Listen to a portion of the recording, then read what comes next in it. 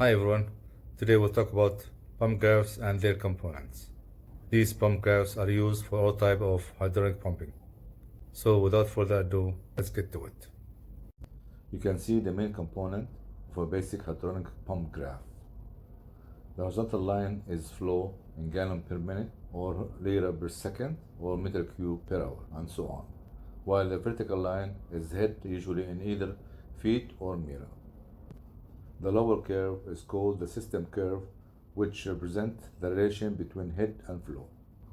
This curve might start at zero, however, when a pump is delivering to equipment located above it, especially in an open hydronic system, there will be static suction head on the inlet of the pump. For example, in case of a pump of a cooling tower, which is located above the pump, this curve will start at that static suction head. Static suction head means simply it is a pressure developed by the weight of fluid. So this static head becomes the minimum head required in order for the pump to start giving flow. In other situations, such as in a closed system, we need to know the required minimum pressure differential for the pump to start delivering the required flow. This is similar to static suction head in that it is the starting point of the system curve. It is important to know an open system is a hydronic system that is open to atmosphere, such as in case of cooling tower, while closed system, the flow of water is not exposed to atmosphere. We will talk in details about the differences between open and closed system in future videos. The upper curve is called pump performance curve. There is one curve for each impeller diameter in a pump. So if a pump can fit many sizes of impellers, which is usually a case of large pumps, then there will be multiple performance curves in the graph. Where the performance curve meets with the head vertical line, it is called the shutoff head. It means the head becomes so large it will result in no flow by the pump.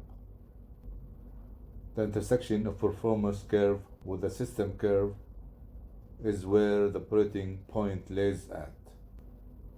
When selecting a pump, it is preferred that this operating point at full flow is located slightly to the left of highest efficiency operating area, which is the area indicated in the graph. The duty point or operating point rides the pump performance curve at different pump capacities of head and flow. There are other curves inside the pump graph which we'll talk about later in the video. Before we continue, I would like to remind you to subscribe today, hit the notification bell and give a thumb up. When more chilled water units are getting satisfied and thus their control valves are closing to the incoming flow, the closing of these control valves causes the head to increase and flow to decrease. This is indicated by the sliding of the operating point up the performance curve. If the actual head, represented by point 1, is less than the design head, represented by point 2, then the location of the actual operating point in the performance curve will be lower than the location as envisioned by the design. Here, the design operating point, which also indicates that actual flow is more as shown in point 3 than the intended design flow as in point 4. Thus, to increase the actual head to the value of design head and to bring the operating point up to the location of design operating point, we need to add artificial head to the system by throttling or closing more balancing valve downstream of the pump, which imposes more head on the system. As we mentioned before, there are more curves in a pump graph other than performance and system curves.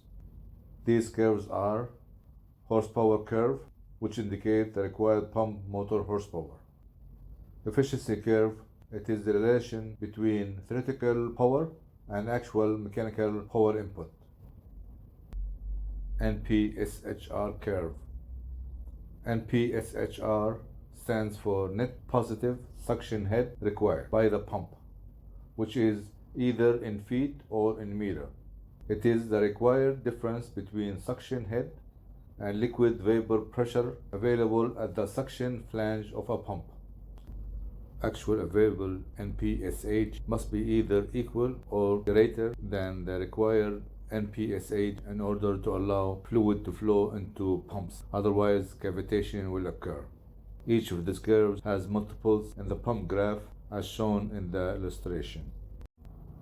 To wrap this up, understanding pump graphs and curves is essential knowledge for a mechanical engineer, which will aid him in properly select the best pump for his application. I hope you see value on this video. If so, subscribe, give a thumb up, slap on the notification bell, share with your friends, and tell me what you think by noting down at the comment below. See you later in future videos.